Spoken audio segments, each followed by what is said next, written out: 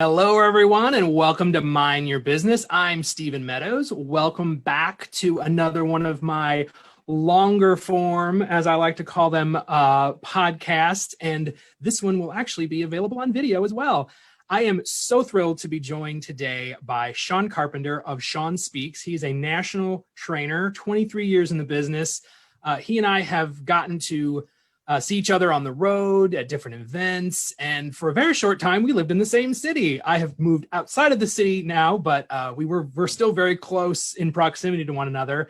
And when I started this series, I thought, Sean's definitely someone that I want to talk to. So I am absolutely thrilled that he is able to join us today. So I'm going to go ahead and turn it over to Sean and let him talk about himself a little bit, tell us a little bit about his background, and hopefully we can all learn something. Sean? Well, Stephen, thanks for having me on your show. I'm excited to be here. I love the business we're in, right? The real estate business. You quickly learn when you're in this business, it's not about the houses, it's about the people that live in the houses. And so let me give you the quick path on how I got into the real estate industry. When I left high school and went off to school at University of Florida in Gainesville, I was a golf pro after college, and I was a golf pro for 3 years at a big resort course in Florida. Then I came back to Ohio and worked at a private club up in Cleveland.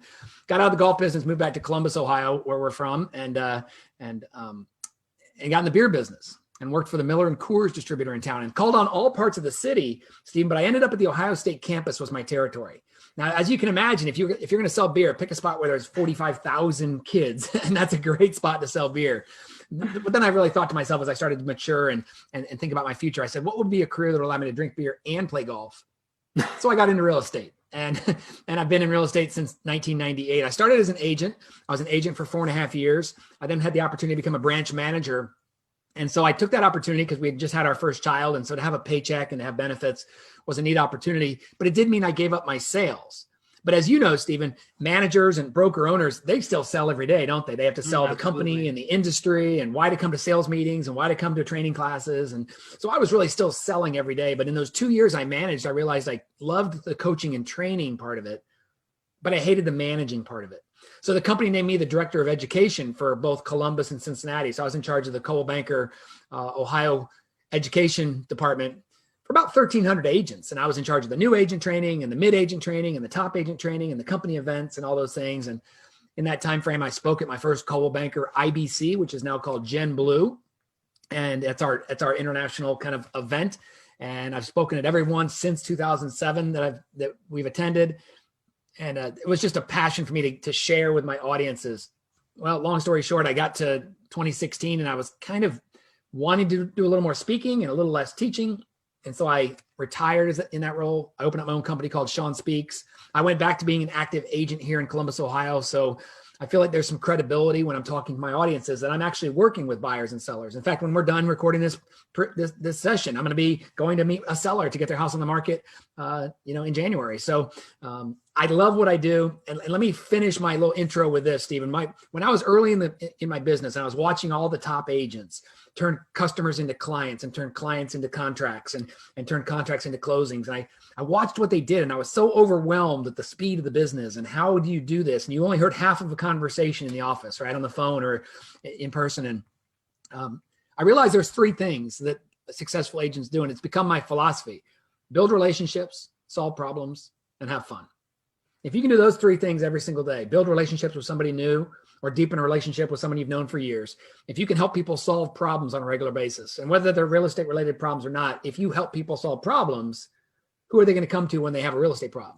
They're going to come to you. And if you can have fun doing it, I just think that's a good way to go through life. So literally, Stephen, every single day when I lay my head on the pillow to go to bed, I fall asleep by asking myself, did I build relationships? Did I solve problems? And did I have fun? And if I can answer yes to those 3 things, and to the people watching this or listening to this, I promise you, if you do those 3 things every single day, the contracts and the closings and the listings and the sales will happen. Absolutely. So, we were talking earlier, and I think you and I very much agree on one topic in particular. And I think that's the topic we're going to be talking about today is, we're in a new year. Obviously, 2020 was very challenging for a lot of us. We had to reinvent the way we do business in a lot of ways.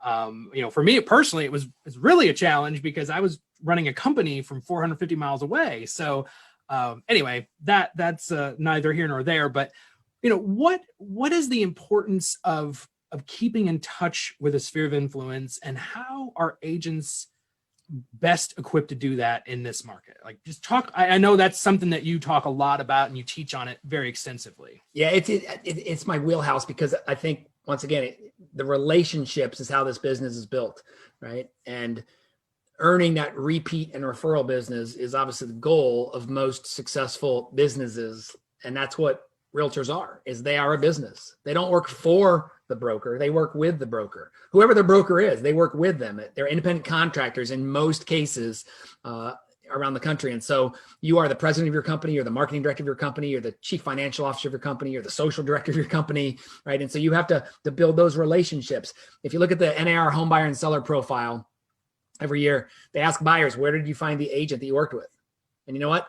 About 66% of those buyers found their agent through some sort of a relationship. They already knew the person, they were referred by somebody, their company referred them, they met them in an open house. There was some sort of a relationship started. Sellers, it's the same. The stats are even higher on the fact that it was a relationship driven business. So I like to think that you've got to be building those relationships and maintaining those relationships for a long period of time. Stephen, you know the stats. It costs less to keep a client than it does to get a new client. Absolutely. So the more money you save on acquiring business, the more money you can put into taking care of those relationships and building those relationships over time. So, Stephen, why don't we talk about what I think are the 4 levels of a successful real estate business when it comes to your relationships, and then we'll segue then how do you maintain those relationships after the fact. So, level 1, the very top level, let's look at your business from a sales standpoint and your database from the top down. We'll go 10,000 feet and zoom down. So level 1 is called your database, right? A very simple definition. Anyone I have contact information for. So that's super simple. Anyone you have contact information for is in your database. Wherever you store that, we're not going to worry about where you store it, whether it's on a legal pad or index cards or a CRM or Excel spreadsheet, doesn't matter, your database. All right. Level 2, a little deeper, is your sphere of influence. Very simply defined as I know them and they know me. Now, this is really important. Everybody in my sphere of influence is part of my database, but not everybody in my database is part of my sphere of influence, right? Because your database was defined what? Anyone you have contact information for. Mm-hmm. So, Stephen, you might have the homeowners association roster for your neighborhood. Mm-hmm. And you might have all the phone numbers and contact information for members of your church or your gym or your country club. But if you're at the grocery store tonight picking up milk and someone in front of you lives in your homeowners association, but they live 4 blocks over and 2 cul-de-sacs back, and the person behind you at the grocery store is a member of your gym, but you've never met them, well, then they're total strangers to you. Even though you have their information in your mailing list, they're total strangers. So your sphere of influence is people that you know them and they know you. Now, we build our sphere of influence by what I call the ripple effect. The ripple effect says this: if I know 100 people and they know 100 people, I'm only 1 contact away then from 10,000 people. If those 100 people know 100 people, I'm only 2 contacts away then from 100,000 people.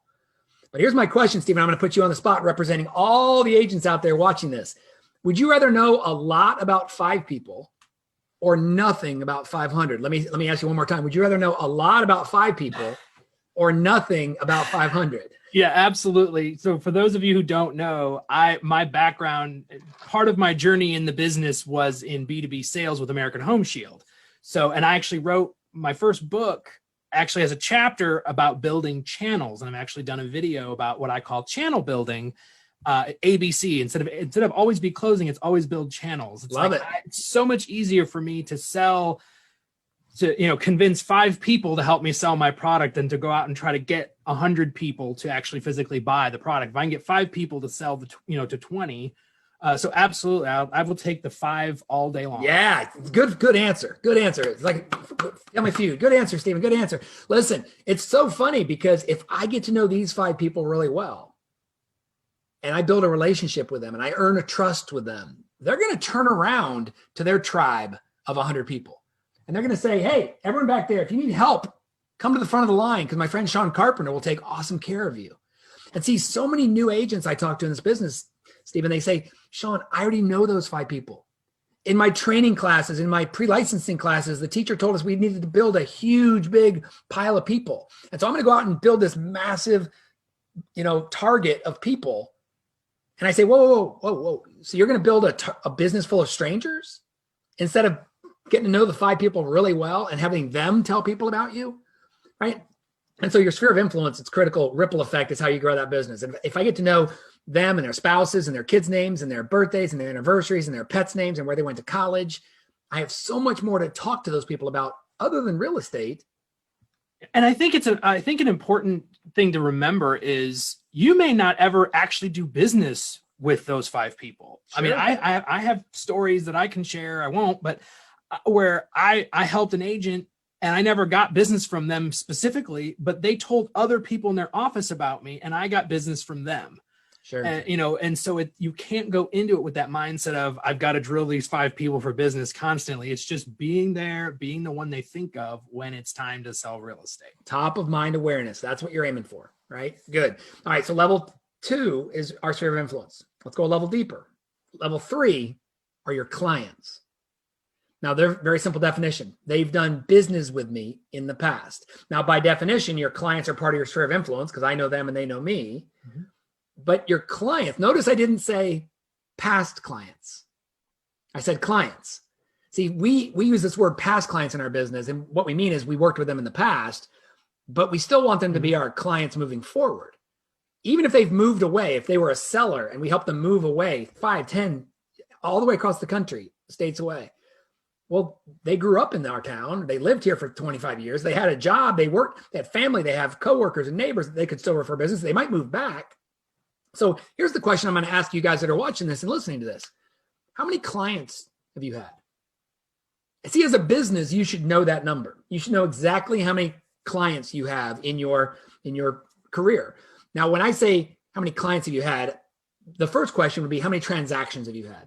How many times have you sat at a closing table and closed a real estate deal for buyers or sellers or both? And so most agents, they say, I don't know, a couple hundred, 300 or 400, 400 or 500. And I'll say 400 or 500. So is that 401 or is that 599? Because that's a big difference in your business. But let's just say, Stephen, let's just use an example of an agent who's been in the business, let's say 15 or 20 years, and they've been to the closing table 477 times. Let's just use that number, 477.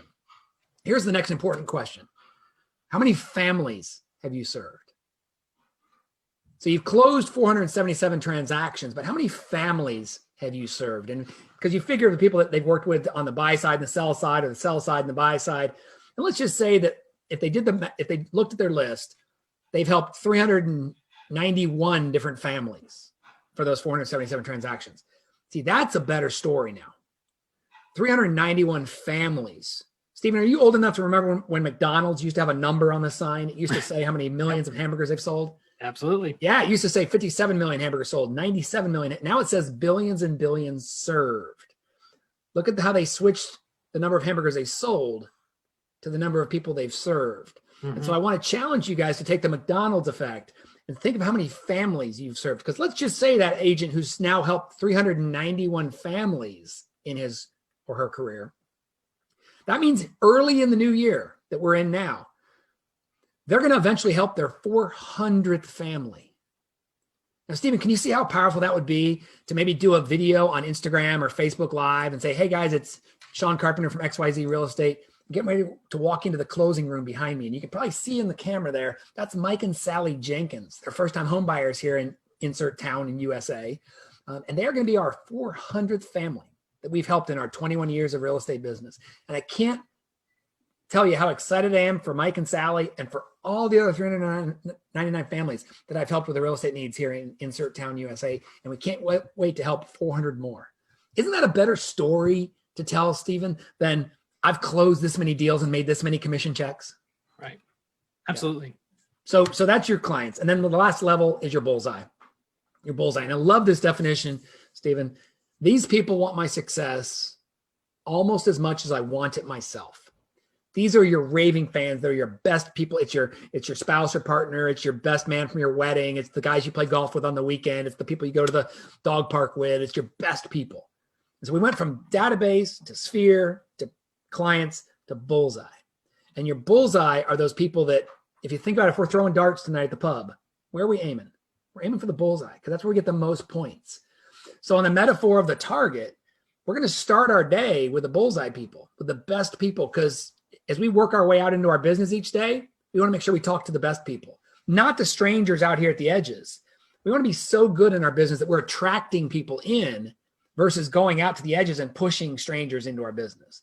And so your bullseye are those people. And Stephen, you said it earlier. Some people that are in your bullseye have never been your client, but they've referred you 3, 4, 5, 6 deals that have got to the closing table, even though they've never actually been the client who sat at the closing table, right? Mm-hmm. Isn't that great when you have people that refer you business and they've never actually been your client?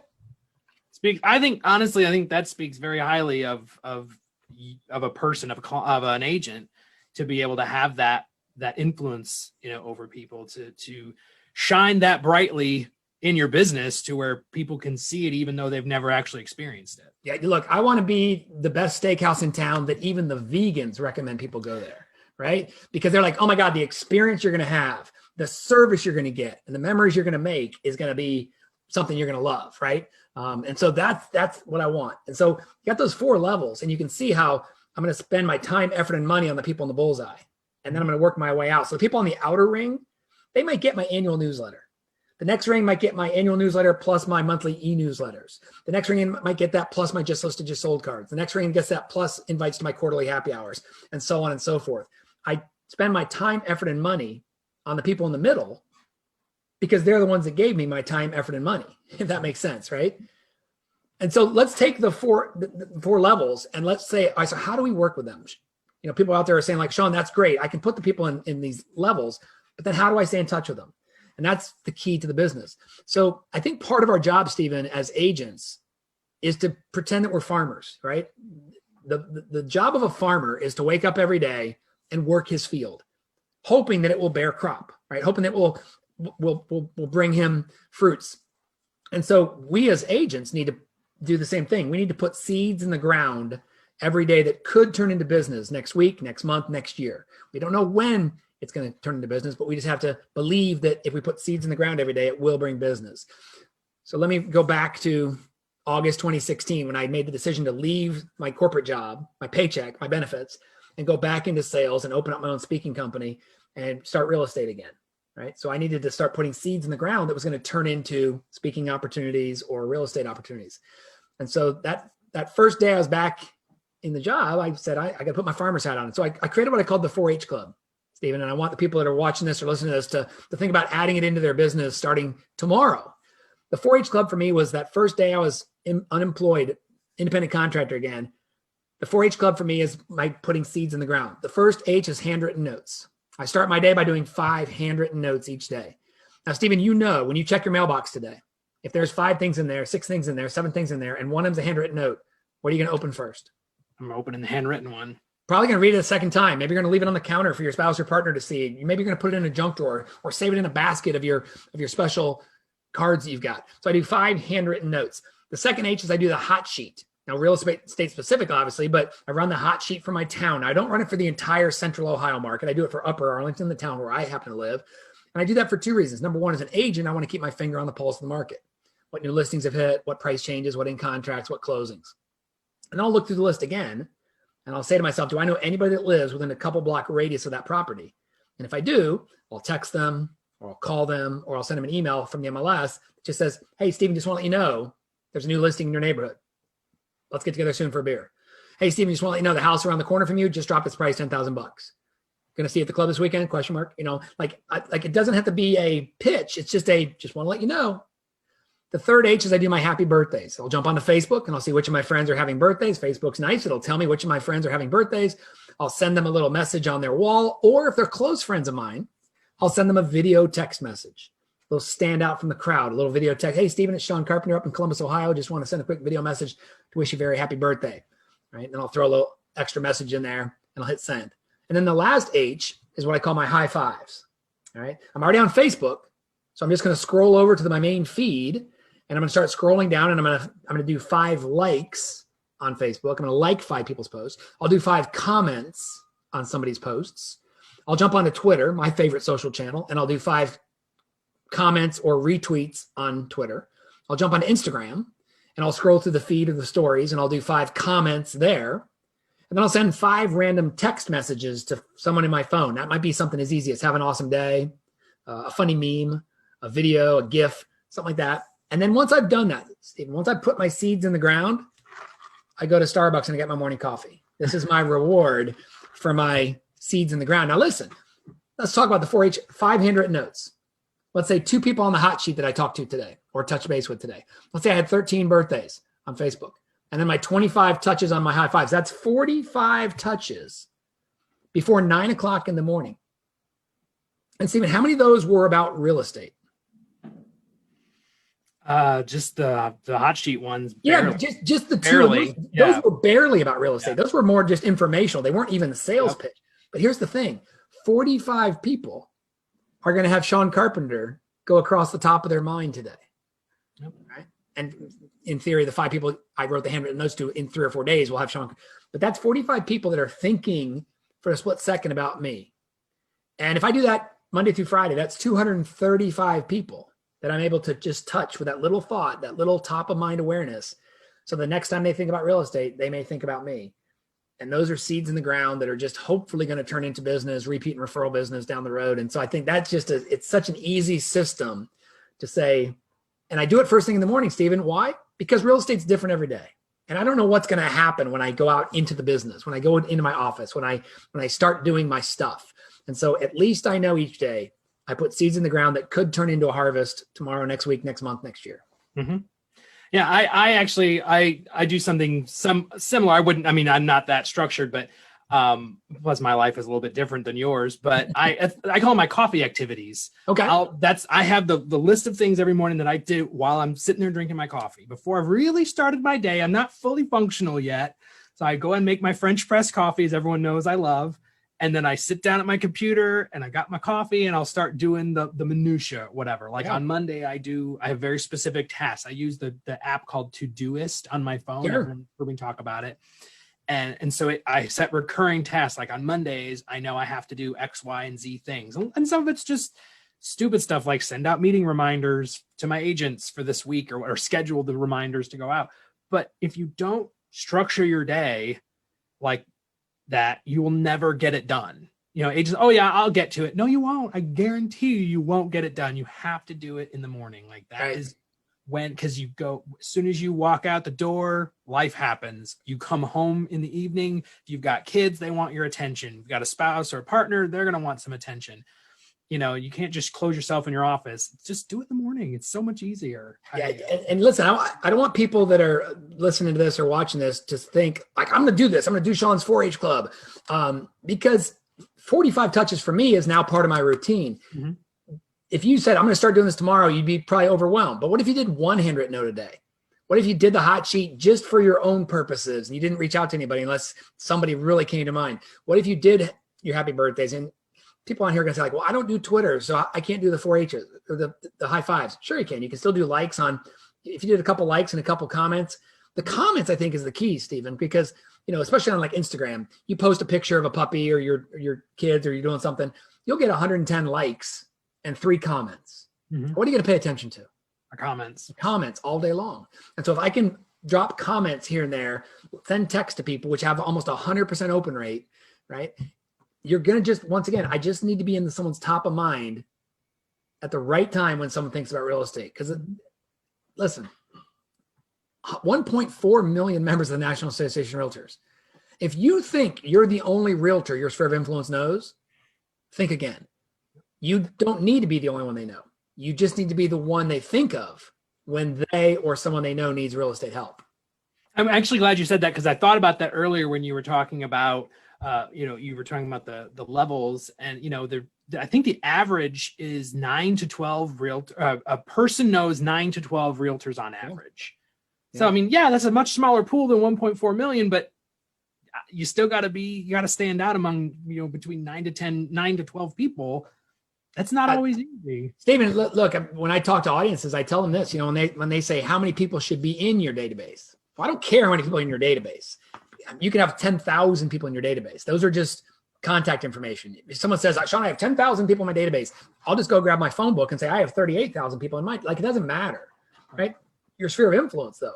How many people should be in that? Well, let's just do some quick math, Stephen. There's 1.4 million members of the National Association of Realtors, give or take a couple thousand. There's 330 million people in the United States. So if you do the quick math, for every realtor, there's 235 people. So what I would tell people out there is, do you have 235 people in your sphere of influence? I know them and they know me, just to play the odds that you're the only realtor they know. Now your number is there 9 to 12. So let's just say that my 235 people know 9 or 10 other realtors. The question I need to ask myself in everything I do is, if someone in my sphere of influence needed real estate help today, would they call me?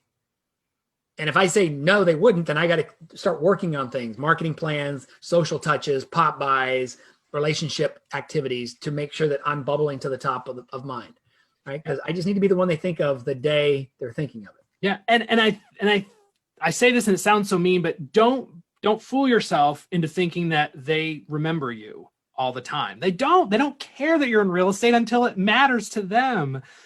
I learned this at my very first NAR convention back in like 2001. I was 18 years old. It was in Chicago. And there was somebody up there doing a talk, and they gave stats. And it was, they said the average person will forget that you're in real estate every 17 days. Yeah. After 17 days, they've completely forgotten. It's not that they forget about you. They just don't think about it. Like if you ask me directly, what does so-and-so do for a living? Oh, well, they sell widgets. But if I was just randomly thinking, I need to buy a widget, I'm not automatically going to think of that person necessarily unless I've had an interaction with them. So don't fool yourself into thinking that these people automatically are going to remember you if you haven't spoken to them in 6 months. Yeah. And let's be honest, Stephen, you might have some friends of yours that they're a doctor.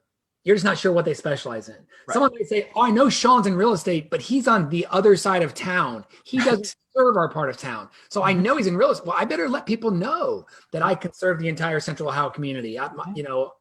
So that's a big deal. Or the people that have moved away. Well, I mean, I don't live there anymore. I take referrals. It's like you have to tell people how you can help them. And that's why the 4-H Club for me works so well. Because if I'm churning through, about 45 people, in my database every day, right now, some of those people that I'm liking and commenting on Facebook, they're not maybe in my database because we just have a relationship. We have a digital relationship. Right, but the fact is that I don't want to just talk to Stephen Meadows once every year.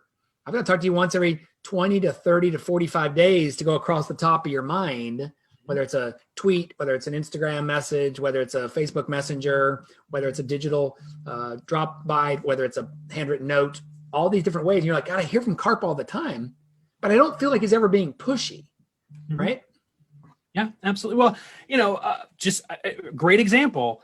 We stay in touch on social media. The other day, a couple weeks ago, one of my folks that I know in Louisiana was asking, hey, I need a referral. I need someone in Columbus. They reached out to me knowing that I live in the area. Well, I'm not licensed in Ohio. I've never sold real estate in this state. I have 3 broker's licenses and none of them are here. You were the one I thought of immediately. I'm like, you need to talk to Sean Carpenter. He's like pretty much one of the only people I know in Columbus as far as real estate agents. He's the one you need to talk to. Right. And so, yeah, but if you and I hadn't kept in touch, I'd have been like, sorry, I don't really know anybody in Columbus and I don't sell real estate here. It would have been a missed opportunity. Now, whether that turned into business or not, I don't know, but it doesn't matter. I thought of you, mission accomplished. Your efforts have paid off. So look, this is the perfect time of year for the people listening, watching, whenever you're listening and watching this. It's always the perfect time of year to kind of go back in and look at your book of business and put people in those different tiers. And this is something I learned early in the business and I love to share. Treat everybody fairly, but don't treat everybody equally. The people that have referred me business, that have done multiple deals with me, they should get more of my time, effort, and money and attention. All right. My younger brother, Kevin, I'm proud to say he's my number 1 client by far. He and his wife have done 5 real estate deals with me, but he's probably referred me 19 other transactions that I've closed from his fraternity brothers and his coworkers and his neighbors. Right. So when it comes time to me, if I got an invite to a great golf course, and I could bring a guest. Well, I'm not just going to look at my list and say, well, that's not fair. I haven't talked to him in a while. No, I'm going to go to my brother because he's been, and I'll go to the next person on the list, the next person on my list, right? Every person in your sphere of influence should have little virtual stars next to them for the number of times they referred you. And you can easily visually look and say, here's my 10-star people. Here's my 5-star people. Here's my 2-star people. And my 2-star people and above are going to get invited to my, my quarterly beer tastings or whatever. My 10-star people, I'm going to drop off something special for them on their home anniversary or their birthday or their anniversary or something like that. Yeah, I love it. It's great. This is great stuff. I mean, I think it's simple, but it's so simple most people don't do it, I think. Exactly. Here's what I like to say. It's practical and tactical. Exactly. What would be your number one piece of advice? So I'm listening to this, I'm watching this, and I'm going, that all sounds great, but it does, like you said, sounds overwhelming. What would be the first action step you would tell me to do tomorrow? I want to do something tomorrow. What's the most important thing that I can do to get on that path correctly? Create one conversation each day. One conversation, right? When you do something, and here's the word I want you guys to write down for your year. Make it a hashtag if you want. On purpose. Wake up and do something on purpose each day that's going to start a conversation. Conversation could turn into an appointment, and an appointment could turn into a buyer, a seller, or a referral. So just have a conversation with somebody, whether it's digital, and a conversation is not me sending you a text. It's you responding to the text. So, on social media, use more question marks and fewer periods. Try to get someone to respond back to you. So I might send a couple of Facebook messengers. I might send a couple, DMs on Instagram. I might leave a voicemail and I might call someone, but have a conversation, which could turn into an opportunity to build that relationship, have an appointment, cup of coffee, meet up for a beer, go for a walk, set up a Zoom call, right? I mean, I think so many people overlook that opportunity. Hey, let's get together virtually for a cup of coffee. Oh, Sean, it's COVID. We can't get together. Sure you can. I'm getting together with a good buddy of mine. You might know him, John Finch from Cole Banker up in Maine. We're getting on a call later today. Have a beer, talk about our year, goals, things like that. We're going to connect it, this afternoon virtually with a couple other. I have definitely learned the glory of virtual happy hour and brunches. That you got to do what you got to do in these times. Yeah, right. And it's fun. So have a conversation. Just because listen, at the end of the day, I'm working with some top agents, and people out there that are Notre Dame football fans know when they leave the locker and they hit a sign that says "Play like a champion today," and everybody on that field, everybody on that team, through all the history of the program, has walked through that tunnel, hit that sign that says "Play like a champion today." Here's my challenge, Stephen. What if everyone watching this put up a little sign on an index card and they hung it over their garage door opener where they go in each night to their house? They pull in after their day of work, they park, they hit the garage door button down. And what if right above that garage door opener was a sign that said, "Did you set an appointment today? Did you have a conversation today?" And they just looked at that every day. It says, you know what? I did. And I can hit it with pride. Or you know what? I didn't, but I can go inside while we're finishing up cooking dinner, and I can send 3 text messages that might lead to a coffee meeting tomorrow, a meetup for happy hour later this week, or maybe a listing or buyer. Did I have an appointment today? Did I have a conversation today? That's where it all starts. Love it. Awesome.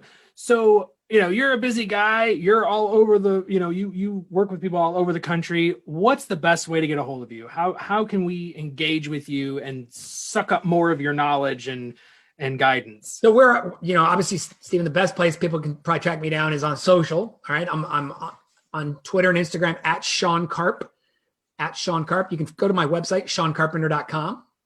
That's also where you can find my blog, which is carpscorner.net. They both go to the same place, but carpscorner.net. Stephen, I've been blogging now for 12 years. I just posted this year. I surpassed my 1,000th blog post. Wow. Yeah. So I share a lot of my ideas and thoughts and stories there on Carp's Corner every Monday and Thursday. I post something. Mondays is called my Monday morning match. A little idea to spark your week. Something inspirational. Could be a short story, could be a poem, could be a video I saw. And then on Thursdays, I've started something new this year called 30 for Thursdays. And it challenges me to write a blog post 30 words or less. And so I've 30 words or less. So when you see it, you can read it right on your phone and get a little jolt of energy for the day. So carpscorner.net, seancarpenter.com. I'd love to come out and speak at, whether it's a state association event, a local association event, a brokerage event, or someone wants to have me join them through the powers of Zoom virtually. We can talk about doing something like that as well. Absolutely. And for those of you who are listening, as someone whose name is constantly misspelled, Sean is Sean, not right. the other different variety. Not the wrong ways. It's right, exactly. Just as mine is with a PH, which is the only way to spell Stephen. Right. So anyway, thank you, Sean. This was awesome. I even learned a lot. Like I'm sitting here like making mental notes, going, oh, I got to remember that one. Very good stuff. And who knows, I might have you on again because this was awesome. And hope everyone out there reaches out to Sean and learns a little bit more. This was great. Thank you so much. So thank you all for joining Mind Your Business today. I'm going to put the links that Sean mentioned in the blog description and the podcast description. And I will also put them in the video notes as well. So thank you all for joining, and I hope you have a wonderful day and make amazing choices.